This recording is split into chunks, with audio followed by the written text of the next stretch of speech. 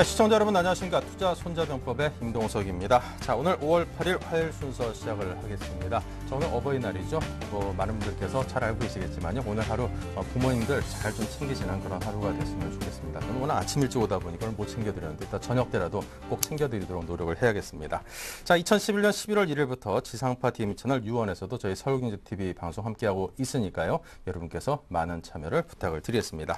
자, 3개월 넘게 박스권 유지하던 코스피가 이 프랑스에서 좌파 정권이 탄생했다는 소식, 그리고 그리스 소식, 기타 등등 유럽 쪽에서 좀 불안한 그런 소식들이 전해지면서 심리적인 면에서 상당히 냉각된 어제 하루였습니다. 박스권 하단인 1950선을 가까스로 지켜내는 그런 모습을 보였던 하루였는데요. 자, 이에 향후 지수 반등을 불러올 모멘텀에 대한 시장의 관심이 상당히 높고 또 그에 대한 요구도 상당히 뜨거워지고 있습니다. 자, 오늘 투자손자병법에서는 향후 모멘텀을 가져다 줄 수 있는 대외 요소들, 과연 어떠한 것들이 있는지 짚어보고요. 이에 대한 투자 전략을 상세히 짜보도록 하겠습니다. 다행스럽게도 오늘 하루는 좀 상승으로 흐름을 이어갈 것 같은데요. 자, 오늘 여의도 리포트에서는요. 솔로몬 투자증권 주대영 대리와 함께 주목해야 할 대외 흐름 짚어보겠습니다.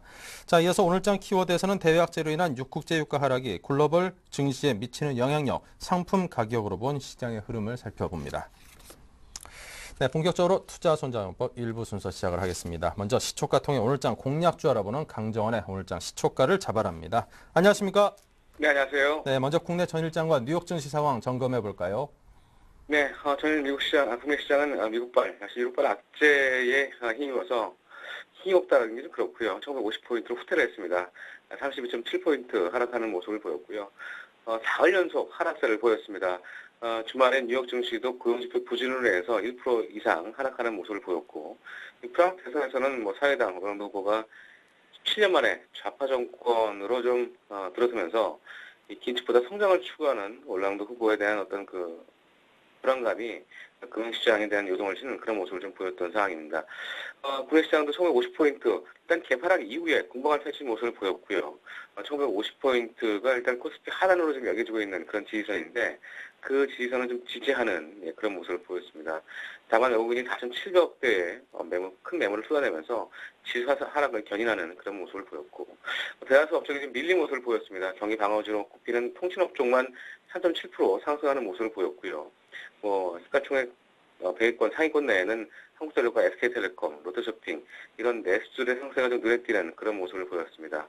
특징적으로 KT가 5.9% 급등하는 그런 모습을 보였고요. 저축은행 퇴출로 인해서 평균적으로 퇴출되지 않은 진흥저축은행이라든가 서울저축은행 이런 저축은행이 좀 급등하는 그런 모습을 보였다는 게 특징적인 부분이었고요. 코스닥도 나흘 만에 그동안 좀 견조했던 모습을 보였는데 나흘 만에 좀 하락세를 나타냈습니다. 코스닥도 외국인이 순매도로 돌아선 모습을 보여주고 있고요. 기관이 역시 저가에서 나섰던 부분이 좀 특징적이었는데, 기관이 코스닥에서 307억의 순매수를 보이고 있는 부분, 이런 부분들을 특징적이었다고 보시면 될 것 같고, 외국인 기관 매수 정보를 한번 살펴보면, 외국인은 코스피에서 신한지주, 삼성물산, 만도, 현대중공업, SK텔레콤을 순매수하는 모습을 보였고요. 코스닥에서는 다음과 포스코 ICT, 디아트론, 센트리온, 에스맥, 이런 종목들 위주의 순매수를 보였습니다. 기관은 거래소에서 삼성전자와 KT, 포스코, 한국전력, 롯데쇼핑, 삼성전기를 순매수하는 모습을 보였고요. 코스닥에서는 SM과 CJ ENM, CJ 오쇼핑, 테라스메콘, 파라다이스를 순매수하는 그런 모습을 보였습니다. 저는 미국 시장은 역시 프랑스와 그리스 이런 선거에 벌인해서 혼조세로 마감을 했습니다. 다우지수는 29.74포인트 하락한 13,008.53포인트로 마감을 했고요. S&P 500 지수도 0.48포인트 상승한 1,469.58포인트, 나스닥도 소폭 오른 1.4포인트 상승한 2,957.76포인트로 마감을 했습니다. 프랑스 대선과 그리스 총선 이런 그 결과가 아직도 혼조세를 좀 보이고 있는 그런 부분이었습니다만, 장 막판에 미국 내 소비 경기가 회복될 것이라는 그런 기대감과 더불어서 이 소비자 신용이 10년 만에 가장 크게 증가했다는 소식이 좀 낙폭을 줄인 그런 모습을 좀 보였고요. 프랑스 국가신용 등급도 이 피치사에서 경제적인 펀더멘털에는 이상이 없다라는 의견이 나오면서 일단은 큰 충격은 되지 않을 것이다라는 어떤 부분도 일단 혼조세로 마감을 했습니다만 완화가 되는 그런 모습이 아닌가 싶습니다. 이런 부분들을 미국 시장 요약으로 좀 전해를 해드리도록 하겠습니다. 네. 자, 어제는 SL에 대해서 말씀을 해주셨습니다. 지금 시장 상황이 좀 들쭉날쭉한데요. 어떻게 계속 보유해 가도 될런지 흐름 정리해 주시기 바랍니다. SL은 제가 어제 그 시가에 마이너스였는데 어제 종가에는 보합으로 마감을 했습니다. 뭐 굉장히 좋은 모습이라고 보시면 되겠고요. SL은 뭐 LED 램프 시장의 성장성과 더불어서 최근에 K9의 그 전자식 변속 레버를 개발해서 공급을 하고 있습니다. 역시 K9 출시와 더불어서 일단 뭐 모멘텀이 될 수 있는 그런 여지가 좀 있는 상황이고, 뭐 해외 현지법인 지분법 이익도 올해 크게 증가할 것으로 전망을 하고 있는 상황입니다.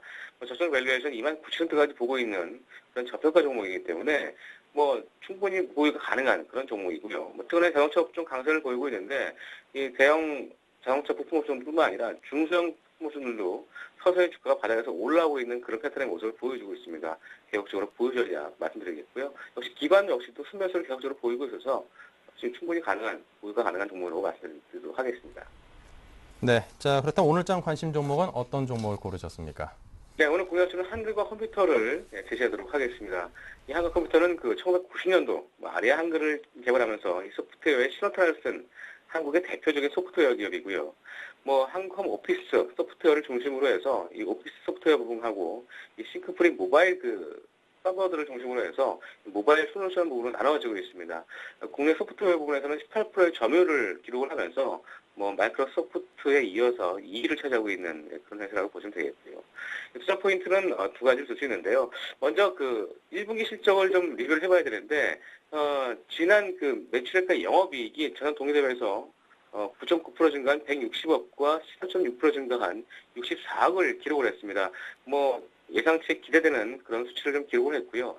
뭐 주요 사업별로 보면 뭐 풀무원과 농협 이런 고객사 실적 증가에 힘입어서 이 오피스 매출액이 크게 증가하는 그런 모습을 좀 보였고, 특히 스마트 보험료 확대와 더불어서 해외 클라우딩 관련 그 신규 매출 발생이 이 싱크프리의 모바일 서버 등을 중심으로 해서 크게 이제 매출이 증가하는 그런 모습을 보였다라고 보시면 되겠고요. 또 올해 1사분기에 노트북과 그 하드웨어 이런 유통 관련 매출이 발생된 부분도 있습니다만, 뭐 2, 4분기 때부터는 좀 수익성이 낮은 이런 하드웨어 사업하고 이런 그 유통 사업을 더 이상 진행하지 않을 것으로 전망되면서 뭐 1, 4분기 일단은 좋게 예상됐고 2, 4분기 때부터는 점진적으로 성장성과 수익성이 대폭 증가할 것으로 전망을 하고 있습니다. 수익성이 올해 2분기부터 큰 폭으로 부각될 것으로 좀 보이고 있는데요. 주력인 오피스 시장이 안정적인 성장을 보이고 있고, 뭐 최근에는 그 소프트웨어 불법 복제율도 축소될 것으로 지금 보이기 때문에 이 모바일 사업이 부각되고 있는 부분, 특히 이제 올해 4월 24일부터 아이패드용 모바일 오피스 판매를 시작을 했습니다. 애플 앱스토어에서 매출 순위 1위를 기록하고 있는 그런 상황이기 때문에 뭐 이런 그 성장성 부분이 올해 2, 4분기 이후에 대폭 실적 성장으로 좀 증가될 것으로 전망되고 있는 상황이고요. 뭐 2012년 올해 영업이익률이 40% 이상 상회할 것으로 보이고 있습니다. 뭐 내년도까지도 EPS 증가율도 50%가 넘는 그런 그 전망치를 내놓고 있는 상황이기 때문에 뭐 최근에 코스닥 시장 그 소속부 정기심사에서 중견기업부에서 우량기업부로 습격한 부분, 여러 가지는 이제 한국 컴퓨터에 대한 어떤 실적적인 부분이 굉장히 좀 증가할 것으로 전망되고 있는 상황이고, 올해 실적 전망치를 봐야 되는데, 올해 실적은 지난해 대비해서 영업이익과 순이익은 각각 30%와 80% 증가할 것으로 전망을 하고 있습니다. 뭐 올해 예상 EPS가 1,026원이고, 현 주가가 PR 13배 수준인데, 이 소프트웨어 업종인 안내비라든가 버전비지원, 기타 인프라웨어 이런 종목 대비해서 지금 PI 하는 저평가되어 있는 부분입니다. 뭐 소프트웨어 평균 PI 한 20배 이상을 적용하고 있는 상황인데, 뭐 상대적으로 크게 저평가되는 부분입니다만, 뭐 안내비라든가 이런 종목들은 뭐 대선 관련 그런 태가에 있어서 상대 비교는 안 될 수 있겠습니다만, 뭐 소프트웨어 평균 PI 20배 이상 적용하더라도 2만 원 이상의 밸류에이션 매력이 있는 그런 종목으로 오늘 종목을 제시해드리겠고요. 기관도 4월 9일 이후에 뭐 어제 소폭 매도가 나왔습니다만 20만 주 조수매수를 보이고 있는 부분, 뭐 이런 부분 좀 투자 포인트로 제시하도록 하겠습니다. 네, 투자 포인트까지 잘 들어봤고요. 가격은 어떻게 가져갈까요? 네, 매수가는 13,500원에서 14,000원 사이, 뭐 이 가격대에서 일단 매수가 가능하게 보여지고요. 목표가는 실적으로 15,000원까지 제시해드리겠고요. 손절가는 13,000원 하회 시에 손절로 대응하시기 바라겠습니다. 네, 자 지금까지 강정원 전문가 오늘장 관심 종목 들어봤습니다. 감사합니다. 네, 고맙습니다.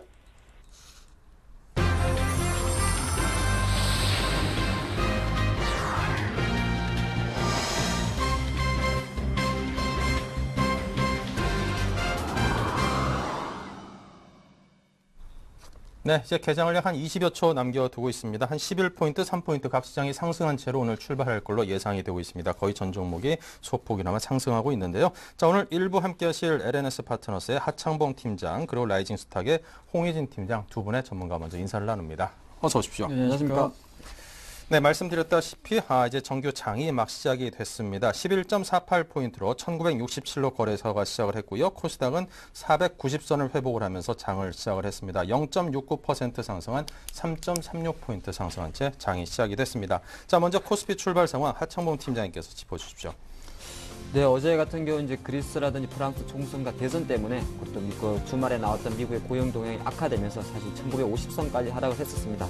하지만 밤새 뭐 프랑스 정치라든지 기타 정치 같은 경우는 또 반등을 좀 보여줬는데 그 내용적인 측면에서는 역시나 메르켈 총리가 프랑스 올랑드 후보와 다시 한번 긴밀한 협조를 하겠다 이런 이야기, 그리고 미국 시장이 그나마 좀 선방하다 보니까 어제 낙폭이 조금 과했지 않나 보겠고요.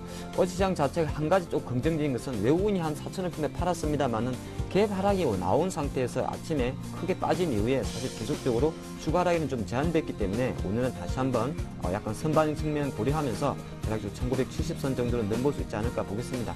밤새 뭐 야간 선물 시장에서도 1.8포인트 정도 올랐기 때문에 오늘 장 같은 경우는 대략적으로 10포인트 이상 출발하는 예정일 것 같고요. 아침 시가 같은 경우는 전일 대비해서 한 10포인트 정도 상승한 1967.28포인트에서 시작을 했습니다. 뭐 전반적으로 11선에 위치하고 있는 그 지과 지수가 1970선에 있기 때문에 일단은 10포인트 정도의 갭상승은 어느 정도 예측됐었지 않나 보겠고요. 오늘의 가장 큰 키워드 같은 경우는 역시나 외국인 매도, 어저께도 4천을 팔았죠. 사실 최근에 외국인 매도가 5월 접어들어서 하루도 안 쉬고 팔고 있고요. 어제까지 판 금액을 보면 한 8천억 정도가 됩니다. 물론 뭐 유럽계 자금의 가능성이 좀 많긴 많습니다만은 확실하게 외국인은 또 5월 접어들어서 2,000포인트를 이탈한 이후에 다시 매도 공세가 좀 나오고 있다 말씀드리겠고, 그도 그런 것이 어저께 많이 파는 것이 외국인이 시가총액 상위를 할 수 있는 삼성전자라든지 자동차에 대한 매도세가 높습니다. 어저께도 외국인은 삼성전자에 대해서 11만 주를 매도를 했죠. 뭐 130만 원짜리 주가 11만 주면 1,300억. 그러니까 어제 판 4천억 중에서 대략적으로 절반 이상을 삼성전자와 현대기아차에 팔았다 볼 수가 있겠습니다. 지수 한번 살펴보면 종합주가지수 같은 경우 지금 전일 대비해서 8.62포인트 상승한 1965포인트 선에 위치하고 있습니다. 사실 1965포인트라는 것은 누차 말씀드린다와 마찬가지로 2월 초순에 갭 상승 이후에 조금 지금까지 한 2달여 이상 이어져온 박스권 하단이기 때문에 다시 한번 테스트를 해야 될 그림이 나오고요.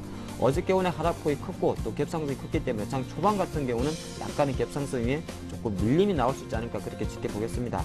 아침 수급 잠깐 살펴보면 역시나 개인 쪽에서만 150억 정도 매수가 들어오고 있고 외국인과 기관은 오늘도 매도세를 보이고 있습니다. 외국인이 한 21억 정도, 기관이 한 11억 정도 매도세를 보이고 있는데 기관 쪽에서는 오늘 추신사에서 한 20억 정도 매도세를 보이고 있고 어저께 같은 경우도 기타 보면 매도세가 조금 나왔었는데 오늘도 그 매도세는 조금 이어지지 않나 보겠습니다. 오늘 역시나 외국인 같은 경우는 자동차주에 대해서는 소폭의 매수를 보이고 있습니다만은 화학이라든지 전기 전자업종에 대해서는 소폭의 매도세를 보이고 있다 말씀드렸고 기관 쪽에서는 역시나 전기 전자업종에 대해서 20억 정도 매도세를 보이고 있지 않나 보겠습니다. 업종 지수를 잠깐 살펴보면 오늘 조금 그나마 상승한 업종은 최근 낙폭이 좀 컸던 건설업종이 0.84%, 의료정밀업종이 0.84%, 철강금속과 전기 전자업종이 0.7% 정도 반등한 흐름을 보이고 있습니다. 화학업종 같은 경우도 0.54% 상승을 하고 있고요. 오늘 조금 빠지는 것은 어저께 유일하게 올랐던 통신업종이 단기 급등에 따른 필수적 반등에 따른 하락폭이 나오다 보니까 0.69% 하락을 하고 있다 말씀드리겠습니다. 시가총액 상위 종목 1번 잠깐 살펴보면 삼성전자 같은 경우는 강보합세입니다. 0.6% 상승한 135만 원의 주가 보여주고 있고요. 현대기아차 같은 경우는 어저께도 외국인의 매도세는 많았습니다만은 개인의 매도세가 조금 받쳐주면서 장 후반에 기아차는 8만 원, 현대차는 25만 5천 이상까지 올라온 흐름이 있었는데 장 초반 같은 경우는 약간 강보합세를 보이고 있는 모습입니다. 현대차는 0.4% 상승한 25만 8,500원, 기아차는 0.3% 하락한 8만 700원 효과가 들어오고요. 포스코는 최근에 약간은 자기 역할을 조금 못하는 모습입니다. 오늘도 1% 수준의 반등세 정도에 그치는 모습인데 한 37만 3,500원 효과가 들어오고 있습니다. 역시나 약간 순환 반등이 들어오는 화학주가 조금 반등을 해주면서 LG화학이 1.4% 상승한 29만 8천 효과 보이면서 그나마 조금 순환 내리의 1순위로서 조금 반등세를 보이지 않나 보겠고요. 어저께 정유사 같은 경우는 상당히 폭도의 하락폭이 컸었습니다. 하지만 오늘 아침 같은 경우도 반등폭은 조금 미약한 것 같습니다. SK이노베이션 0.3% 상승한 15만 4천원, SO1이 강보합생 9만 8천원의 효과를 보여주고 있습니다. 어저께 NHN 같은 경우가 하락폭이 좀 컸었는데 뭐 내부 직원 한 36억 정도 횡령 사건이 발생했다는 그런 내용도 좀 있었고, 사실 모바일 검색 광고를 기반으로 해서 4월 말에 막 가파른 상승을 보였습니다만은 역시나 외국인의 매도세가 조금 부담이 되면서 24만 원 초까지 떨어졌는데, 오늘 같은 경우도 역시나 약세 흐름 조금 이어가면서 강보합세 정도에 그치고 있다는 말씀드리겠고요.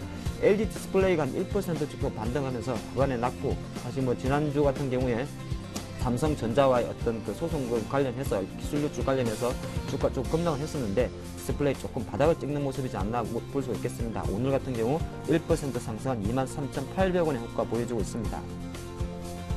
네, 자 이렇게 해서 코스피 시장 살펴봤고요. 코스닥 시장의 출발 상황은 홍희진 팀장께서 짚어드립니다. 네, 최근에 중소형주 시장이 상당히 좀 강해진 것 같습니다. 오늘 보시면 아시겠지만요, 코스닥 시장 0.9%, 코스피보다 상당히 좀 강한 흐름이 좀 나타나고 있고요. 기관들 수급이 상당히 좀 개선이 되고 있다는 게 상당히 좀 긍정적이겠죠. 그렇기 때문에 아무래도 코스닥 시장, 그러니까 중소형주 시장 같은 경우는 일단은 지금 코스피 시장보다는 지금 상대적으로 좀 강세를 띄고 있기 때문에 추가적인 하락은 아무래도 좀 제한될 가능성이 높다. 그래서 지금 여기서 아무래도 중소형주 시장 같은 경우에는 하락에 대한 우려감은 그렇게 갖지 않으셔도 되지 않을까라고 생각이 되어집니다. 근데 이제 일단 중요한 부분은 뭐냐면은 셀트리온 시가총액 상위 종목을 일단은 급등을 시키면서 지수 상승을 좀 이끌고 있다는 부분이겠죠. 상당히 좀 긍정적인데, 그러니까 그동안에는 테마주가 뭐 급등이 나오면서 코스닥 지수의 상승이 좀 이끌었다면, 이제는 실제 우량주의 상승이 좀 나오면서 어느 정도 반등이 좀 이어지고 있다는 부분, 상당히 좀 긍정적인 부분이 아닌가라고 생각이 되어집니다. 이제 오늘 보시면 아시겠지만 셀트리온이 2%대 강세 보여주고 있고요. 서울반도체 2%대. 그다음에 지금 포스코 ICT는 그동안에 굉장히 좀 급등이 나온 상태에서 아무래도 차익 매도를 그러니까 조정이 좀 나오고 있긴 하지만은 흐름 자체가 나쁘지 않다는 걸 좀 말씀드리도록 하겠습니다. 그다음에 지금 시젠 같은 경우도 그렇고 골프존도 그렇고 지금 네오지 게임즈, 인터플렉스 상당히 좀 좋은 흐름을 보여주고 있기 때문에 실적이 좋고 점유율이 좋은 기업들의 반등이 좀 지속이 되고 있다는 부분에 대해서 상당히 좀 긍정적으로 좀 생각을 해보자라고 좀 말씀드리겠고요. 그 다음에 SFA 같은 경우나 뭐 덕산아이메탈, 태광 같은 경우도 일단 그동안 하락을 좀 멈추고 반등세를 보이고 있다는 거 상당히 좀 긍정적이고요. 그 다음에 지금 워닝 IPX 같은 경우도 8,000원대 지금 안착을 하면서 추가적인 상승에 대한 기대감이 충분히 좀 남아있다라고 좀 말씀드려보도록 하겠습니다. 그래서 지금 오늘 아무래도 코스피 시장이 어느 정도 좀 안정이 된다면은 코스닥 시장 같은 경우는 실적 우량주 위주로 반등을 좀 보일 가능성이 높기 때문에 현재로서는 중소형 시장에 대해서 기대감을 충분히 좀 가지셔도 될 그런 타이밍이 아닌가라고 좀 말씀드리겠고요.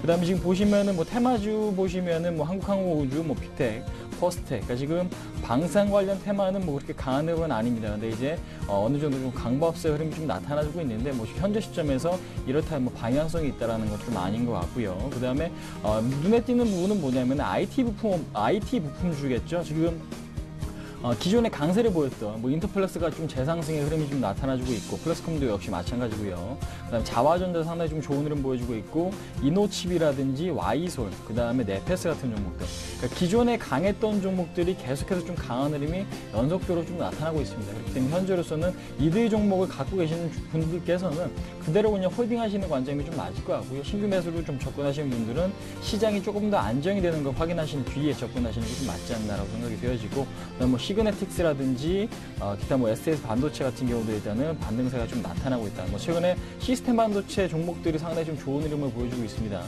지금 시그네틱스라든지 EMLSI, 그러니까 이런 종목들도 상당히 좀 흐름이 좋아지고 있기 때문에 반도체랑 핸드폰 관련, 그러니까 지금 점유율이 좀 부품주 같은 경우는 지속적으로 좀 관심이 좀 필요하지 않나 좀 말씀드려보도록 하겠습니다. 그다음에 이제 코나이나 유비벨로스, 솔라시아 같은 종목들이죠. NFC 관련주, 그다음에 지금 유심칩 관련된 종목들 같은 경우는 상당히 좀 좋은 흐름을 보여주고 있는데, 코나이 같은 경우는 사명을 변경을 했죠. KBT에서 코나이를 좀 바뀌었는데 그동안 상당히 좀 지지부진한 흐름을 보여주더니 어느 정도 지금 급등의 흐름이 좀 나타나고 있습니다. 아무래도 그동안 약세를 보였지만은 이렇게 좋은 기업들을 한 번에 이런 지금 낙폭을 좀 만회하는 걸 확인하실 수가 있기 때문에 현재 시점에서는 가장 중요한 부분은 뭐 수급도 중요하긴 하지만은 기업이 아닌가라고 좀 말씀을 드릴 수가 있을 것 같고요. 그다음에 지금 박근혜 테마 같은 경우는 뭐 아가방 컴퍼니, 능률교육, 고령메디앙스나 IMBC 같은 경우는 움직여주고 있긴 하지만은 방향성이 일단은 뭐 이렇게 크게 지금 나타나고 있는 것 같지는 않습니다.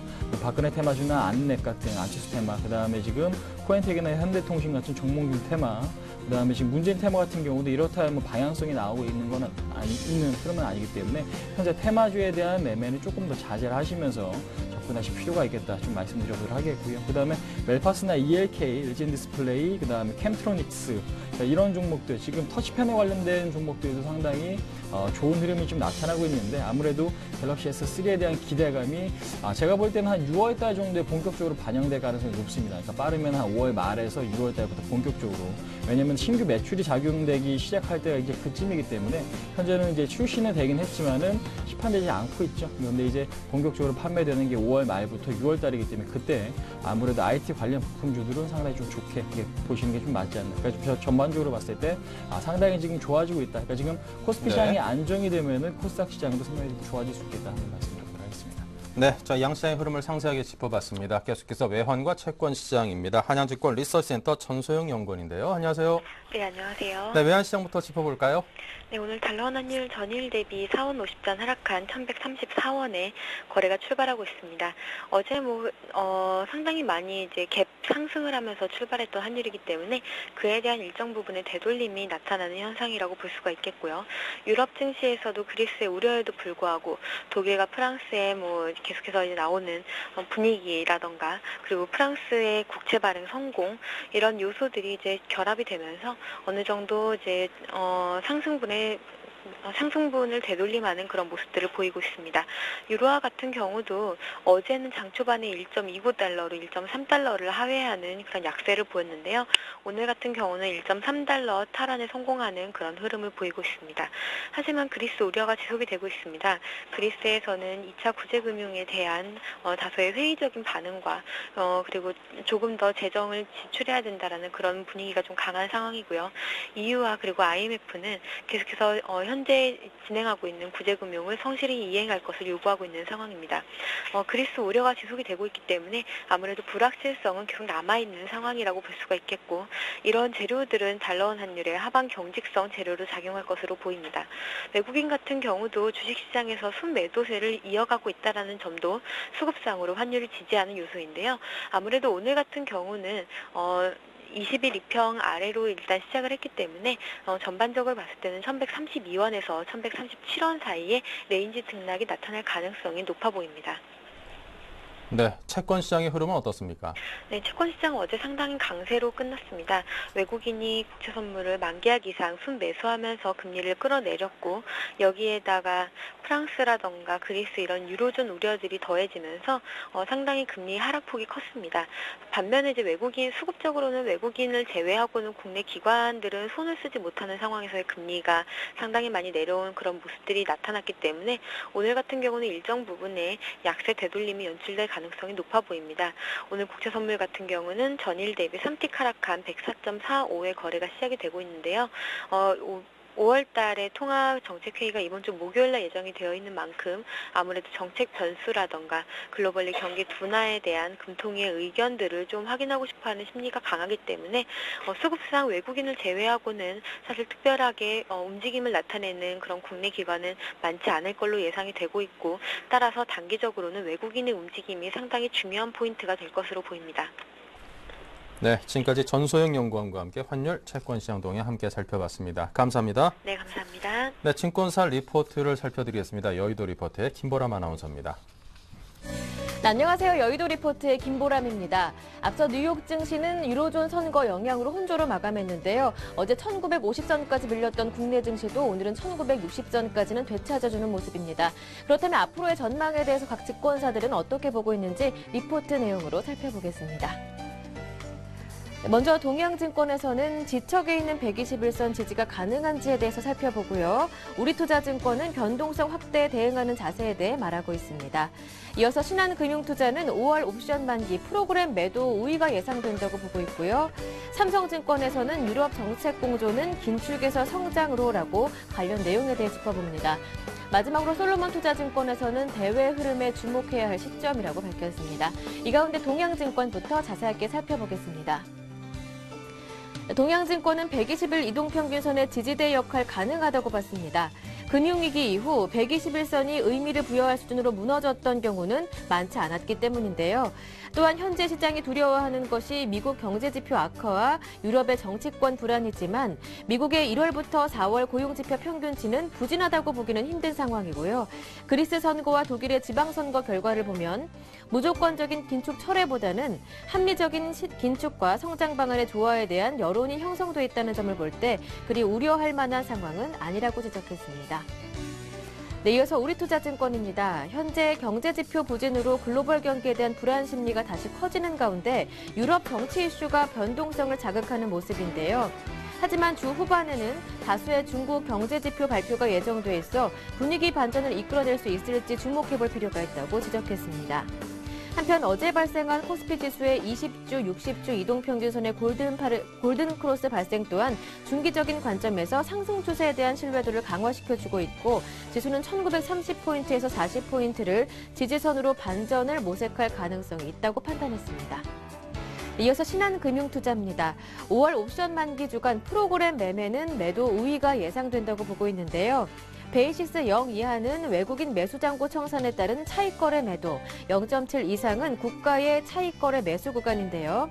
1월 중순 이후 외국인 누적 매수 잔고는 2조 원 규모입니다. 외국인 매수 잔고 청산이 가시화되면서 지수가 추가적으로 하락할 때는 중기적인 매수 기회로 활용하자고 판단했는데요. 관련해서는 1930선에 형성된 지지력에 주목해볼 필요가 있다고 지적했습니다. 이어서 삼성증권입니다. 코스피가 어제 해외 증시 하락과 외국인들의 매도로 1960선을 내준 후 말았는데요. 이번 프랑스 대선과 그리스 총선 결과로 긴축을 원하지 않는 여론을 확인했기 때문이겠죠. 따라서 유럽의 정책 공조는 성장을 촉진하는 방향으로 진행될 가능성이 높다고 판단했습니다. 이에 따라 여전히 저점 매수 관점에서 시장에 접근할 필요가 있다고 권고했습니다. 이어서 솔로몬 투자증권 내용은 전화 연결 통해서 좀 더 자세하게 들어보도록 하겠습니다. 오늘은 솔로몬 투자증권 주대영 대리 전화 연결돼 있습니다. 안녕하세요. 네, 안녕하세요. 유럽뿐만이 아니라 미국, 중국까지 여러 가지 대외 흐름 살펴본 게 많은데요. 구체적으로 분석해 주시죠. 네, 대외 흐름에 주목해야 될 시점이라고 좀 말씀을 드리고 싶은데요. 지난 주말 프랑스 대선에서 올랑드 후보가 당선되며 17년 만에 정권 교체를 이뤘습니다. 이로써 메르켈 총리와 사르코지 대통령 간의 동맹 결과라고 여겨지고 있는 신재정협약에 대한 재협상을 놓고 지금 진통이 예상되고 있는데요. 메르켈 총리와 올랑드 당선자 간의 힘겨루기가 충분히 예상되어지고 있는 부분이고요. 유로존 리스크 부각이 대두되고 있다고 보고 있습니다. 이를 반영하듯 유로달러가요 한때 1.3을 깨며 유로 가치를 급격히 끌어내렸는데요. 유로존 재정 위기가 정치 리스크와 함께 점점 더 커지는 것이 아닌가 하는 관측을 갖고 있습니다. 다음 살펴볼 내용인데요. 미국 3월 소비자 신용이 213억 달러 증가했습니다. 예상치 100억 달러를 넘기면서 10년 만에 최대치로 알려졌는데요. 소비자 경기 기대가 살아나고 있다면서 일자리 구하는 것이 크게 어렵지 않아 보인다는 견해입니다. 스페인 소식도 있는데요. 스페인 정부가 11일쯤 부동산 관련 은행권 대규모 부실에 대한 관련 대책을 마련하고 있다고 하고 있는데요. 스페인 정부의 직접 개입으로 유럽연합과의 신뢰도 개선에 나아갈 것이라는 긍정적인 모멘텀으로 보여지고 있습니다. 국내 시장으로 돌아와서 좀 살펴보겠는데요. 당사의 입장은 여전히 좀 신중한 접근 전략이 유효한 투자 전략으로 제시하고 있습니다. 크게 세 가지 이유가 있는데요. 첫 번째는 이제 미국 경기 회복 속도가 둔화 속에 여의치 않은 QE3 시행 여건을 들고 있습니다. 경제 지표가 나아지고 있는 가운데 양적 완화에 대한 당위성이 쉽지 않다라는 점인데요. 두 번째로 살펴볼 내용은 이제 중국발 모멘텀 도래 시기 지연입니다. 유가 상승으로 인해서 제조업 원가 상승, 중국의 1분기 GDP 부진으로 이어졌다는 공식이 성립되는 부분인데요. 정권 교체를 앞두고 다소 소극적인 경제 부양도 살펴봐야 될 대목입니다. 세 번째인데요. 다시 유로존 문제입니다. 유럽 금융기관 핵심 자기자본 비율이죠. 코어 티어 1을 9% 기준 충족 과정 등을 볼 때 국내 시장은 내적 변수보다는 외적 변수에 의한 지리한 힘겨루기 기간으로 보이고 있고요. 코스피 1950선에서 쉬어가는 마디인데요. 1950선에서의 반등을 노리는 단기적인 대응 전략을 좀 말씀드립니다. 향후 관심 업종은요. 전일 4%대의 급등을 시현한 통신 업종 쪽인데요. 대표적 경기 방어주죠. 금일도 흐름을 이어나갈지 관심 여부가 주목되어지고 있고요. 유틸리티 업종의 강세 시현 여부도 지켜보도록 하겠습니다. 네, 1950선대 단기적인 반등을 노려보면서 통신 그리고 유틸리티 업종에 대한 강세 시연에 대해 말씀해 주셨습니다. 오늘 도움 말씀 잘 들었습니다. 고맙습니다. 네, 감사합니다. 네, 지금까지 여의도 리포트였습니다.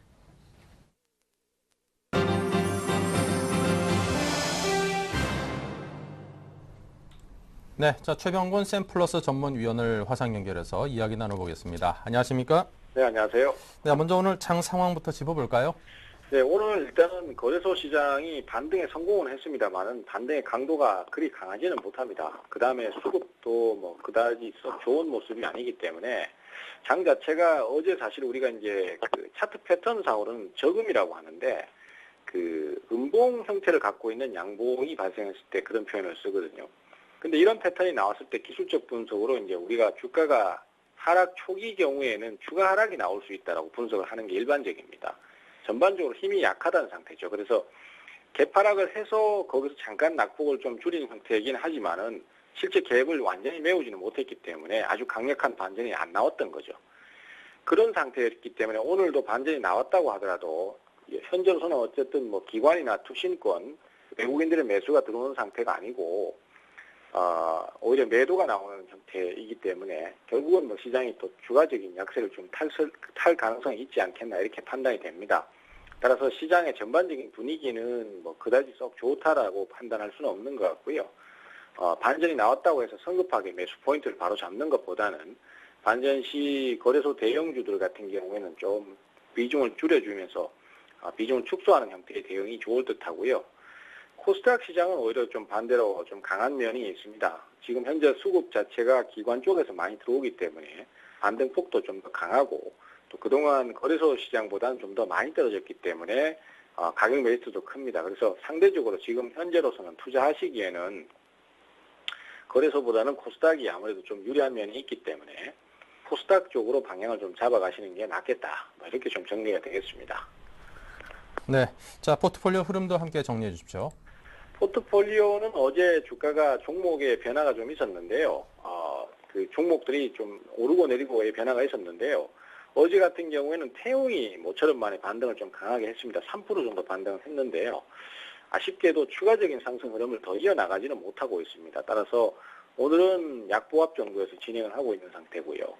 반면에 이제 또 최근에 그 코스닥의 중소형 종목들 쪽에 편입을 좀 많이 해야 된다는 말씀드렸었는데 어제 파미셀이 또 급등세를 탔었죠. 파미셀이 막판에 12% 넘는 상승을 하면서 주가가 급등세를 탔고요.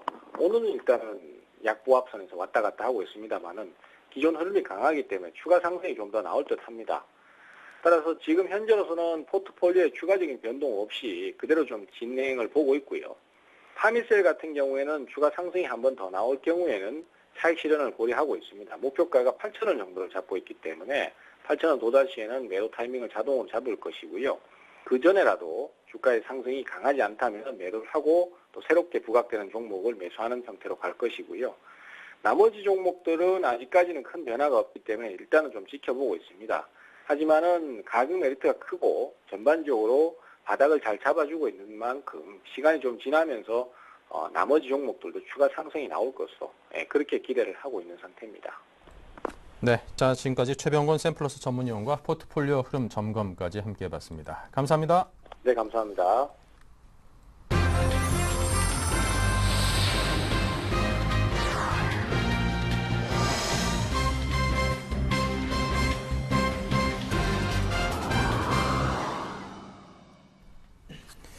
네, 본격적으로 오늘장 키워드부터 짚어드려야죠. 먼저 하창봉 팀장님께 듣겠습니다. 일단 뭐 키워드 보기에 앞서 역시나 시장이 전강 후약으로 조금 밀리는 모습이 있습니다. 뭐 워낙 어제 낙폭이 컸고 아침에 갭상승을 했기 때문에 약간은 자연스러운 흐름이나 보시면 좋을 것 같고요. 뭐 가장 중요한 거는 지금 어떤 뭐 시장 사실 약간 불안합니다만 그래도 1950선, 1960선에 대한 지지력은 조금 살아있다 그렇게 보시는 게 좋을 것 같습니다. 역시나 뭐 시가총액 상위를 할 수 있는 삼성전자라든지 자동차들이 조금 쉬다 보니까 그런 흐름이 나오고 있고요. 순환 섹터에서 그래도 그나마 건설이라든지 조선주의 반등이 있기 때문에 지수에 대한 생각은 그래도 조금 더 저는 긍정적인 마인드로 가져가는 게 어떨까 싶습니다. 잠깐 그런 의미에서 제가 특징주 잠깐 미리 보겠는데 오늘 역시나 코스닥이 조금 어제 5월 더보 들어서 조금 숨통을 튀는 모습입니다. 오늘도 보면 이제 게임주들이 상당히 강한 흐름을 보이고 있습니다. 오늘도 그 위메이드 같은 경우는 12만 3천원까지 오르면서 연일 52주 신고가를 가고 있고요.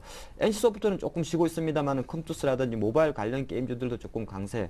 항상 그 간단했었죠. 어저께 엔터테인먼트 관련주가 좀 올랐었고요. 또 지금 같은 경우는 게임주가 가장 강세를 보이고 있는데 통상적으로 이제 어떻게 보면 시장이란 것이 자금은 한정된 상태에서 약간은 자금 순환매가 도는데 게임주 같은 경우는 전형적으로 어떻게 보면 시장 약세 국면의 반등을 보이는 섹터 같습니다. 뭐 작년 8월도 그랬고요. 최근 사실 3월 접어들어서 4월, 5월까지도 보면 게임주의 상대적 강세는 좀 이어졌지 않나 보겠습니다. 물론 내용적인 면에서는 모바일 게임 시장의 증가라든지 이런 거 있습니다만은 수급적인 면에서도 기관들이 이 부분에 조금 포커스를 맞춘다 말씀드리겠고요.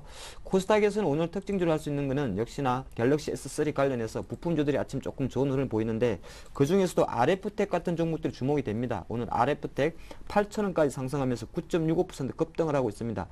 이번에 갤럭시 S3에서 약간 주목되는 그 성능을 보면 글쎄 여러 가지 기능이 있습니다만은 제가 판단할 때는 기존에 국내에서 원래 갖고 있던 원천 기술이죠. 무선 충전 방식이 조금 부각됐다는 것이 RF텍 같은 종목에 좀 매기를 풀어넣었다 볼 수 있겠습니다. 물론 지금 무선 충전 기술 같은 경우는요, RF텍만 갖고 있는 게 아니라 뭐 와이즈 파워라든지 캠트로닉스 이런 종목이 있는데 주가 흐름으로 봤을 때는 RF텍이 가장 강한 모멘텀으로 작용을 했기 때문에 그런 부분이 좀 가미됐지 않나 이렇게 간단히 말씀을 드리겠고요. 잠깐 이제 본론으로 들어와서 지수 여전히 약간 지지부진합니다.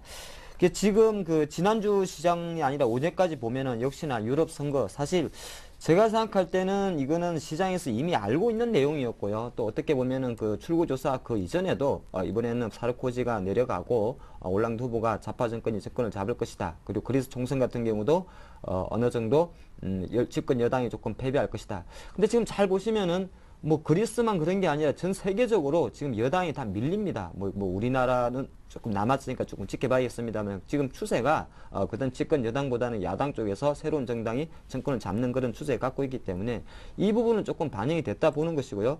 저는 어저께 급락이 오히려 미국이 지난 금요일날 나왔던 고용 쇼크 영향이 좀 크지 않나 보겠습니다. 그러다 보니까 어제 가장 결정적으로 국제 유가가 폭락을 했습니다. 사실 이 폭락이라는 소리를 써야 되는데요.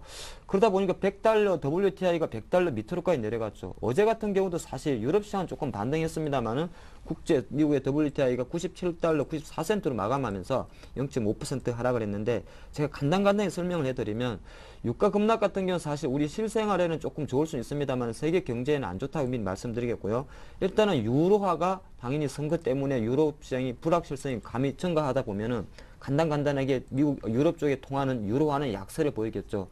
유로화가 약세를 보였다는 것은 그나마 또 상대 통화를 할 수 있는 달러가 강세를 보였을 것이고요. 뭐 다행히 어저께 유로 달러 같은 경우는 1.3달러 정도 조금 지진해줬습니다만은 여튼 간에 유로화가 약세 달러 강세로 갔을 때는 우리가 간단하게 생각했을 때 한 2, 3년 전에 달러와 수많은 양적 완화 때문에 달러 약세 때문에 원자재 가격이 폭등을 했지 않습니까? 그 반대 현상이 생기는 겁니다. 그러니까 달러가 강세를 가면은 당연히 유가라든지 원자재 가격이 급락을 하게 되겠죠. 이런 단순한 모멘텀이 발생하는 것이고요. 유가 같은 것이 항상 내려가면 좋긴 좋은데 또 내용적인 면이 있습니다.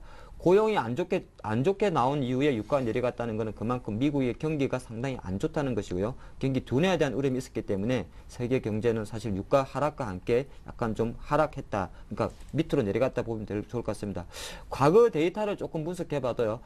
유가 하락하고 주가가 약간 상관관계를 보이는 영향이 많습니다. 즉 간단히 생각하실 때 우리는 그냥 생활할 때 유가 오르면은 뭐 별로 안 좋지 않겠냐 싶지만은 실제적으로 경제 흐름을 봤을 때는 유가 상승이 곧 세계 경제 회복이라든지 지수 상승과도 연계됐기 때문에 어저께 유럽과 정치적 불확실성, 미국발 고용 쇼크가 유가 하락으로 좀 이어졌지 않나 그렇게 보면서 유가 하락을 하다 보니까 어저께 많이 빠진 것이 제가 봐도 어제 보니까 삼성 엔지니어링이라든지 뭐 대림산업 이런 쪽이 많이 빠졌습니다.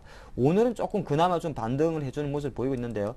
아니 왜 유가가 내려갔는데 조선주가 빠지고 건설주가 빠질까 생각할 수 있겠습니다만 그걸 또 거꾸로 한번 생각해 보시면 실제적으로 조선사 같은 경우는 이제 하락을 할 때는 사실 왜 하락을 하냐면 그 유럽발 정치 리스크가 많이 발생하게 되면은 역시나 조선에 대한 그 부담이 좀 크기 때문에 많이 내려갔습니다. 근데 조선주가 그나마 믿고 땡겨 올린 것이 모멘텀이 뭐냐면 해외 플랜트 모멘텀이었는데 그건 또 뭐죠? 간단히 생각하면은 해외 플랜트 모멘으로 올라갈 때는 유가가 고공권에 있을 때, 유가 고공권에 있다 보면은 대체 에너지를 할 수 있는 뭐 LNG선이라든지 여타 관리에 대한 모멘텀이 증가하기 때문에 그 부분이 올라갔는데 엎친 데 겹친 각으로 조선업황 안 좋은 상태에서 유가 급락을 해버리니까 단기적으로 어저께 삼성중공업이라든지 대형 건설사 중에서 뭐 삼성 엔지니어링이라든지 이런 종목들이 급락을 했다 이렇게 보는 게 좋을 것 같고요. 뭐 정유회사 어제 폭락한 거는 사실 말할 필요가 없습니다. SK이노베이션, GS, SOL 같은 경우는 가장 큰 주의 수익원이 정제마진 아니겠습니까? 정제마진 많이 들어보셨겠지만 더 쉽게 이야기해드리면 원유 그 시꺼먼 거 그대로 가져와가지고 그거 이렇게 가공 정제해가지고 다시 파는 겁니다. 그러니까 유가가 내려가게 되면은 마진폭이 감소를 하겠죠. 그런 흐름 때문에 일단 화학주는 조금 축소가 하락이 좀 됐다 말씀드리겠고, 항공주 같은 경우는 비행기값 조금 유류세나 그 유가가 조금 하락이 호재이긴 합니다만은 아직은 실적진 부담을 좀 면치 못하고 있다 그렇게 볼 수 있겠습니다. 네, 자 항공주까지 뭐 유가 흐름 관련해서 짚어봤습니다. 굉장히 민감한 부분이죠. 자, 다음은 홍희진 팀장께서 오늘 장 키워드 짚어드립니다. 네, 제가 해드릴 말씀을 하 팀장님께서 다 해주신 것 같아요. 저도 오늘 이제 일단 오늘 키워드 자체를 상품 가격으로 본 시장을 좀 말씀드리려고 했는데, 일단은 가장 중요한 부분, 그동안의 조정을 받더라도 상당히 좀 견고하게 버텨주었던 건 이제 유가였습니다. 그러니까 유가가 $100 위쪽으로 좀 버텨줬는데, 지난주 같은 경우는 그것들이 한 번에 좀 무너지는 흐름이 나타났죠. 아무래도 경기에 대한 굉장히 좀 민감하게 반응하는 부분이 아니었나라고 생각이 되는데, 그러니까 제가 보는 건 좀 그렇습니다. 근데 이제 경기가 안 좋아지면 유가의 하락폭이 굉장히 좀 커지는 경향이 있죠. 그러니까 과거에는 그런 현상이 나타났던 구간이 2007년도, 2008년도, 그다음에 작년 같은 경우 보면은 이제 그 8월달, 그러니까 지금 그리스 문제가 가장 좀 심각하게 부각이 됐을 때가 그런 흐름이 좀 나타났었다라고 좀 보시면 될 것 같은데, 일단은 그렇습니다. 이제 제가 볼 때는 현재 유가 하락을 좀 반기어야 할 수도 있을 것 같다. 왜냐면은 아무래도 지난주 금요일날 미국에 대한 고용이 예상보다는 부진했지만은 여전히 그동안에 굉장히 좀 가파르게 고용이 좀 개선이 되는 흐름이 좀 나타났었죠. 그런 측면인 만큼 아직까지는 뭐 고용이 다시 한번 뭐 감소가 된다 이런 측면은 아니기 때문에 일단은 현재로서 기업들의 실적이 굉장히 서프라이즈 수준이 나타난 시점이고, 그러니까 지금 고용이 잘 된 상태에서 기업들의 실적이 좋아지는 상태에서 거기에 맞아 유가가 맞아 떨어지면 아무래도 원자재 값이 지금 하락을 좀 보인다면은 기업들의 마진이 올라갈 수가 있고, 그다음에 국민들의 실질적인 소득이 증가되는 효과가 나타나죠. 인플레이션 효과가 그만큼 감소되면요. 그런 측면에서 봤을 때 유가 하락은 뭐 시장에서는 단기적으로 상당히 좀 부담 요인으로 작용할 수 있습니다. 근데 이제 이거 자체가 경기를 다시 한번 하방으로 좀 끌어내릴 수 있는 그런 요인은 좀 아닌 것 같아요. 그렇기 때문에 단기적으로 시장에 대한 악재인 건 분명히 하긴 하지만은 큰 틀에서 본다면 오히려 좀 긍정적인 신호로 받아들이시는 게 좀 낫지 않을까 좀 말씀드릴 수가 있을 것 같고, 그다음에 지금 아무래도 작년도 그렇고 서브프라임 모디 사태 때도 그렇고 가장 눈에 띄는 부분은 뭐냐면요.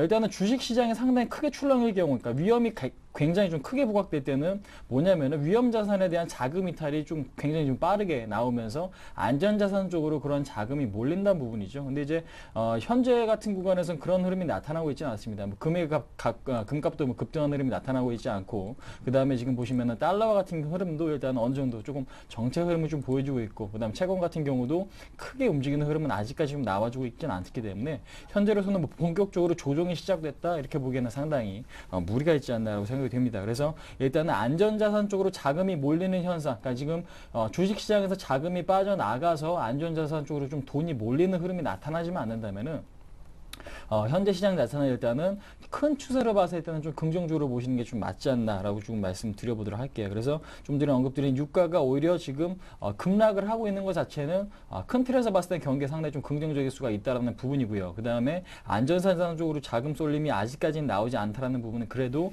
좀 버틸 수 있을 만한, 그러니까 지금 요인이기 때문에 현재로서는 단기적인 리스크 관리는 충분히 좀 필요하겠지만은 큰 시장 틀을 봤을 때, 그러니까 지금 크게 봤을 때는 오히려 제가 볼 때는 좀 긍정적인 마인드를 좀 접근하시는 게 좀 맞지 않나 한번 말씀드려보도록 하겠습니다.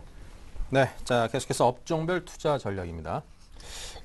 같은 맥락으로 말씀드릴 것 같은데, 뭐 어차피 유가 이야기를 좀 가져왔기 때문에 조선 이야기를 할 수밖에 없을 것 같습니다. 대표적으로 최근에 보면은 조선 3사 순위로 봤을 때 현대중공업은 조금 지지부진한 흐름을 보이고 있습니다만, LNG선이라든지 드릴십의 어떤 비중이 좀 높은 삼성중공업 같은 경우는 사실 약간 상대적 강세를 보였었습니다.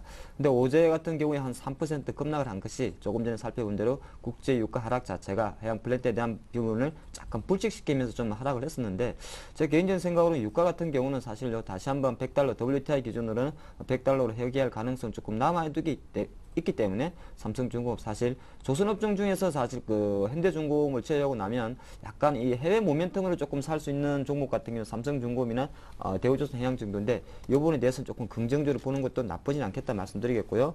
또 하나 우리가 가장 상대적으로 생각할 수 있는 것이 유가가 하락하게 되면은 수혜를 받을 수 있는 것이 항공주겠죠. 근데 실제적으로 대한항공 같은 경우는 최근에 약간 반등 흐름이 보였습니다. 한 44,000원까지 갔다가 오늘도 한 48,000원까지 흐름이 보이고 있는데 대한항공 같은 경우는 지금 조금 전략을 드리면 실제적으로 4월 말 정도에 실적 발표를 했습니다. 980억 정도 적자가 발생을 했습니다. 근데 실적이 상당히 안 좋게 나온 이후에 그걸 기점으로 조금 턴어라운드 하면서 반등 흐름을 보이고 있습니다. 왜 그도 그런 것이 이제 980억 정도의 적자 중에서 한 400억 정도는 정기 보수비가 들어갔다. 그래서 적자폭이 그렇게 크진 않았다. 그런 이야기 좀 나오고 있고요. 또 5월달 약간 기대 심리도 있습니다. 사실 5월달, 6월달, 7월달 접어들면서 뭐 가정의 달, 휴가 시즌 바로 들어가기 때문에 그런 부분이 여객 수요에 대한 기대감을 조금 증가시키면서 과대 낙폭과 함께 약간은 단기적인 기간에 콜을 좀 받지 않았나 말씀드리겠고요. 말씀드린 김에 대한항공 같은 경우는 투자 전략 드릴 때는 아직까지는 글쎄요, 뭐 여객 항공이라든지 유가 하락 때문에 조금 반등세는 이어질 수 있을 것 같습니다만은 가장 결정적인 부분 화물 운송에 대한 그 흐름 자체가 약간 부진합니다. 사실 1, 4분기 성적표에서도 유럽발 경기 둔화 우려 때문에 화물 운송에 대한 실적이 조금 까먹었기 때문에 그 부분까지 체크했을 때는 역시나 가장 좋은 기술적 반등치는 5만 원 정도에서 멈출 수 있지 않을까 그렇게 봅니다. 그래서 지금 약간 관심이 많을 수가 있긴 있는데 글쎄요, 앞으로 추가 상승 여력 한 3%, 5% 이내라면 신규 매수는 저는 한번 다시 한번 기다려 봤다가 한 46,000원 전후에서 공략하는 게 어떨까 싶습니다. 네, 자 업종별 투자 전략 하창봉 팀장의 말씀이었고요. 홍의진 팀장께도 이어서 듣습니다. 네, 아무래도 지금 많은 분들이 좀 궁금해하시는 부분이 뭐냐면은 지금 기존 주도주겠죠. 뭐 삼성전자라든지 현대차가 지속적인 강세를 보일 수 있을까? 이게 이 부분과 아무래도 지금 낙폭 과대, 뭐 화학, 건설, 조선기계, 그러니까 이게 이 부분이 반등이 좀 나타날 수 있을까? 상당히 좀 궁금해하실 것 같습니다. 근데 이제 제가 보는 관점에서는 여전히 주도주는 주도주로서의 역할을 할 수밖에 없다라는 부분이겠죠. 그러니까 삼성전자도 그렇고 현대차도 그렇고, 그러니까 지금 주가가 많이 오른 건 사실이죠. 그동안에 많이 오른 건 사실인데 그냥 자금이 유입되면서 고평가가 된 그런 상태는 아니기 때문에 현재로서는 아무래도 실적 개선이 그만큼 좀 이루어지고 있고 앞으로에 대한 기대감, 그러니까 물론 여기서 뭐 더 치고 올라갈 가능성보다는 오히려 꺾일 가능성이 있긴 하지만은요, 현재로서는 상당히 좀 긍정적인 관점으로 보시는 것도 상당히 좀 맞지 않나. 특히 현대차 같은 경우는 지금 철저하게 좀 박스권 안에 좀 갇혀 있습니다. 그러니까 지금 그동안에 단기적으로 21선과 61선의 이격도가 좀 벌어져 있는 상태에서 어제 같은 경우도 보시면 아시겠지만 양봉이 지금 출현된 거 확인하실 수가 있죠. 그러니까 지금 아무래도 기간 조정이 좀 거쳐지고 난 뒤에는 주가가 한 차례 좀 재탄력을 받을 가능성이 좀 높지 않나라고 지금 생각이 되어집니다. 그러니까 지금 해외에서 자동차 판매가 굉장히 좀 많이 이루어지고 있다는 부분 상당히 좀 긍정적이기 때문에 물론 리스크 요인이 있겠죠. 뭐 도요다가 선방하고 있다는 부분, 그러니까 그 요인은 있겠지만은 현재로서는 그런 우려보다는 실질적으로 실적이 증가되고 있고 점유율이 상승하고 있다는 거에 조금 더 포커스를 맞춰 보시는 게 어떨까라고 생각이 됩니다. 그 다음에 최근에 보시면 우리나라로 유입되는 중국 관광객들이나 일본 관광객들이 상당히 좀 많아지고 있죠. 이제 그런 측면에서 봤을 때 뭐 카지노 업종, 그 다음에 호텔 업종, 뭐 지금 시장 상황과 상관없이 호텔 신라 상당히 좀 좋은 흐름이 나타나고 있기 때문에 특히 이제 화장품 관련 업종에 대해서는 좀 큰 관점, 그러니까 중장기적인 관점으로 보시고 좀 접근하실 필요가 있다라고 좀 말씀드려보도록 하겠습니다. 그 다음에 지금 마지막으로 뭐 화학이나 건설, 조선, 기계 아무래도 상품값이 상승을 해야만 거기서 지금 그 수익원이라는 게 좀 창출이 될 수가 있기 때문에 뭐 상품값이 오른다라는 것 자체는 뭐예요? 그러니까 유가 좀 전에 하 팀장님께서 언급 드렸다시피 아무래도 조선도 그렇고 건설도 그렇고 화학도 마찬가지인 것 같습니다. 근데 이제 결국에는 자원이라는 거 우리가 사용할 수밖에 없는 부분이고 유한 자원이기 때문에 반드시 이러한 지금 좋지 않은 사이클을 뒤로, 그러니까 좋지 않은 사이클이 넘어가면 반드시 상승분이 좀 나타날 수밖에 없겠죠. 거기서 세계적인 경쟁력을 갖고 있는 기업들을 속간해서 매수를 하신다면은 반드시 좀 좋은 결과가 있을 거다. 뭐 삼성중공업, 대우조선해양, 건설 같은 경우에는 뭐 지금 보시면 아시겠지만 현대건설이라든지 뭐 삼성물산도 있을 거고 거고요. 삼성 엔지니어링 같은 종목들이 있기 때문에 그런 종목 같은 경우는 오히려 낙폭이 심해지면 심해질수록 지금 오히려 좀 저가 매수, 분할 매수를 좀 하실 그런 단계가 아닌가 좀 말씀드리겠고, 마지막으로 이렇게 지금 하락을 하게 되는 원인 자체는 뭐 건설도 그렇고 조선도 그렇고 기업 자체 문제보다는 심리죠. 우려감이기 때문에, 그리고 우려감이 어느 정도 좀 완화가 되면 다시 한번 투자자들은 그 우려감이 상당히 우리가 너무 크게 좀 반응을 했구나라고 느꼈을 때 다시 한번 좀 자금이 유입될 가능성이 좀 높지 않나 한번 말씀드리도록 하겠습니다. 네, 자 계속해서 애널리스트 투자 전략입니다. 우리 투자증권 이경민 책임연구원과 얘기 나눠볼까요? 안녕하세요. 예, 안녕하십니까. 네, 오늘 전반적 업종 흐름부터 짚어주십시오. 네, 전반적인 업종 흐름에 있어서 대부분 반등세가 나타나고 있는 상황인데요. 지금 그렇다 하더라도 시장 자체의 흐름에 있어가지고는 아직까지는 지지부진한 흐름을 이어가고 있습니다. 코스피는 8포인트 상승한 1960포인트 선을 기록하고 있고요. 업종에 있어서는 철강, 금속, 에너지, 금융, 건설, 기계, 철강, 소재 등 중국 관련주들이 좀 반등세가 나타나고 있고, 유럽발 사태에 대한 불안 심리가 좀 완화되면서 금융업종이 강세가 나타나고 있습니다.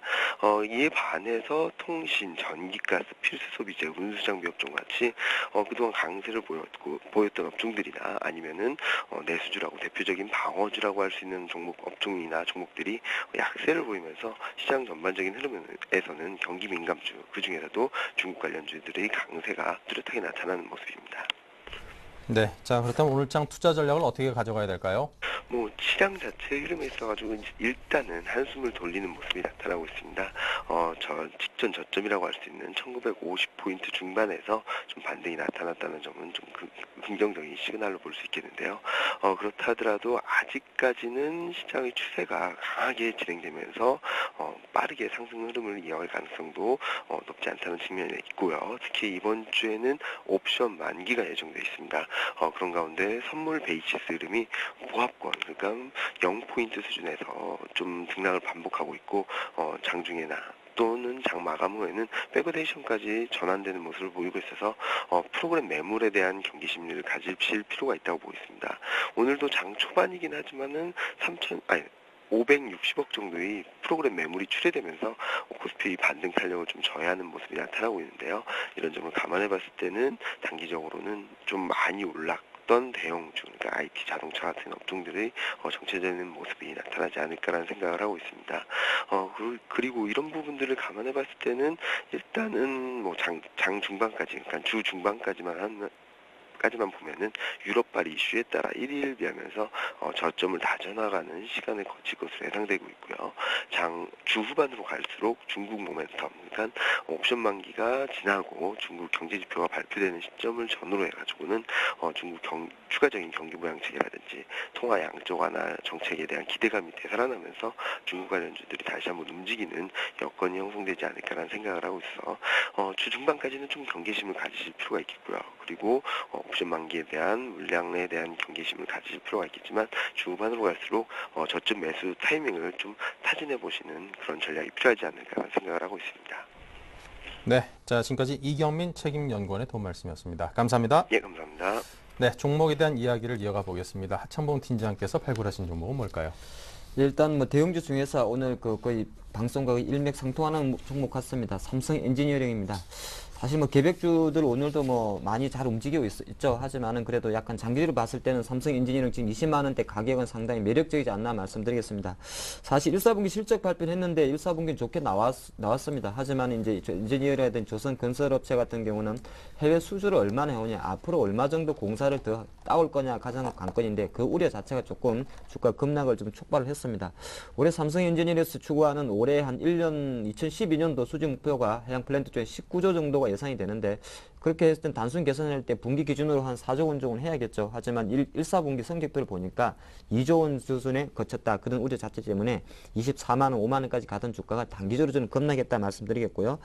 기관들 같은 경우는 사실 삼성 엔지니어링 같은 경우는 제가 조금 이따 차트 살펴보겠습니다만은 최근 1년간 평단가가 23만 원 정도 됐습니다. 근데 주가라는 것이 보통 종목마다 조금 다른데 표준 편차라 그래서 그 주가가 움직이는 변동폭을 계산해 가지고 손실률을 정하는데, 삼성 엔지니어링 1년간 평균 주가 목표가 23만 원이라면 그걸 계산했을 때 10% 급락하게 되면 20만 7천 원이 됩니다. 근데 지난주 후반부터 20만 7천 원을 이탈하면서 기관들의 로스급 물량이 좀 나왔지 않나. 그래서 어저께 19만 7천 원 밑으로 내려갔던 가격은 확실하게 과매도 상태였다. 저는 그렇게 해석을 하겠고요. 중장기적으로 봤을 때도 삼성 엔지니어링은 20만 원 밑의 가격에서는 매력적이다. 그런 말씀 드리겠습니다. 같이 차트를 보면서 잠깐 투자팀 말씀드리면 조금 전에 말씀드린 그 가격이 그렇습니다.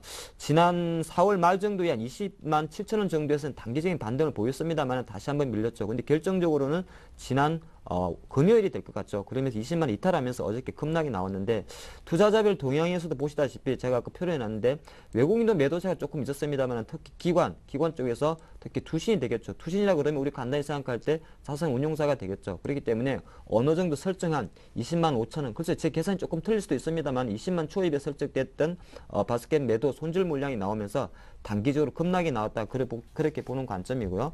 조금 더 길게 봤을 때 월봉으로 본다 그래도 사실 삼성 엔지니어링 주가는 최근 2011년도 이후에 한 17만 이상에서 올라온 흐름이 있고 그 중간 라인이 한 23만 원이 있기 때문에 지금 가격에는 매수를 해도 된다. 저는 그런 말씀 드리겠습니다. 그래서 목표 가격은 그래도 어느 정도 장에 조금 받침이 줘야 되기 때문에 약간 기술적 반등 수준을 생각한 23만 원까지 약간 중장기적으로 볼 것이고요. 월봉 기준으로 손절 라인은 제가 17만 원을 딱 제시해 드리겠습니다. 17만 원 정도까지 내려오면 사실은 삼성 엔지니어링 최근 3년 연속 이어오는 상승 트렌드 흐름이 깨집니다. 그렇기 때문에 아주 좋은 주식이라 하더라도 한 손절가 17만 원까지 제가 볼 때는 그 정도까지 내려가진 않을 것 같습니다만은 핵심은 20만 원 밑에서는 사보자. 그런 말씀 드리겠습니다. 네, 자 삼성 엔지니어링 말씀하셨고요. 홍의진 팀장께도 듣습니다. 네. 저는 일단은 오늘 갖고 나온 종목 변동폭이 그렇게 크지 않은, 그러니까 시장 대비 상당히 움직임이 좋은 그런 종목 좀 말씀드릴게요. 하나투어를 좀 말씀드릴까 하는데요. 시장 상황은 아직까지 불안한 건 사실입니다. 지금 수급 상황이 뭐 개선되고 있긴 하지만 근데 불안한 건 사실인데 일단은 뭐 최근에 뭐 휴가철에 대한 수요 증가 기대감이 여행업종에 대해서 지금에서 어느 정도 좀 수요가 기대감이 좀 작용이 되고 있고요. 그 다음에 중요한 부분은 뭐냐면은 그 동안에는 이제 국내 관광객들이 모아서 해외로 나가는 이러한 지금 아웃바운드 체제가 조금 활성화됐었던 반면에 최근에는 이제 국내로 많이 유입이 되기 때문에 국내에 대한 관광, 그러니까 인바운드라고 하더라고요. 근데 이제 그 부분에 대한 지금 매출 증가가 상당히 좀 일어나고 있다라고 지금 말씀드릴 수가 있을 것 같습니다. 그렇기 때문에 지속적으로 국내로 유입되는 관광객이 많아지면 많아질수록 아무래도 여행사 입장에서 할 게 굉장히 좀 많아지겠죠. 그런 것들에 대한 기대감 상당히 좀 있다. 그 다음에 지금 제가 서울 시내를 가보신 분들은 아시겠지만은 관광객들이 굉장히 좀 많습니다. 그러니까 지금 뭐 중국, 일본 할 거 없이 지금 서양 분들도 굉장히 좀 많은 걸 확인하실 수가 있기 때문에 관광객이 증가되면 결국에는 여행 업종에 대한 긍정적인 시각은 좀 유효하겠다라고 좀 말씀드리겠습니다. 그 다음에 무엇보다 중요한 건 뭐냐면 시장 대비 흐름이 강하면서 외국인들과 기관들의 수급이 유입되고 있다는 거, 그러니까 매수세가 유입되고 있다는 부분 상당히 좀 긍정적이기 때문에 하나투어 같은 경우는 너무 단기적인 대응보다는 좀 추세적인 매매를 좀 하시는 분들만 좀 접근하시는 게 좀 맞을 것 같고요. 오늘 같은 경우도 일단은 뭐 큰 폭의 상승은 나오고 있긴 않지만 일단은 상당히 그동안에 좋은 흐름이 나타났죠. 그러니까 차트 흐름 보시면서 간단히 좀 언급드려보도록 하겠습니다. 차트 흐름 보시면은 지난번에 고점으로 작용했던 46,000원이 돌파가 됐고요. 그 다음에 그 라인이 이제는 지지가 되는 흐름이 좀 나타나고 있죠. 그래서 오늘 같은 경우도 47,500원에 충분히 접근이 가능하다 좀 말씀드리겠고 1차적인 목표가는 55,000원까지 손절가 같은 경우는 44,000원 설정을 해주시면 아무래도 상당히 좀 수익이 좀 좋을 수 있는 그런 종목이 아닌가 한번 말씀드려보도록 하겠습니다. 네, 자 이렇게 해서 오늘 하나투어와 삼성 엔지니어링 두 분의 전문가께 종목에 관한 얘기까지 들어봤습니다. 지금까지 LNS 파트너스 합창봉 팀장, 라이징스탁의 홍의진 팀장 두 분과 함께 짜봤습니다. 감사합니다. 감사합니다. 네, 자 투자 손자병법 1부는 여기서 마치고요. 저희는 잠시 후 2부에서 뵙겠습니다. 아직까지 9포인트, 5포인트 정도 양시장의 상승 흐름 이어가고 있습니다. 2부에서는 더 강한 상승 기대하겠습니다. 잠시 후 뵙죠.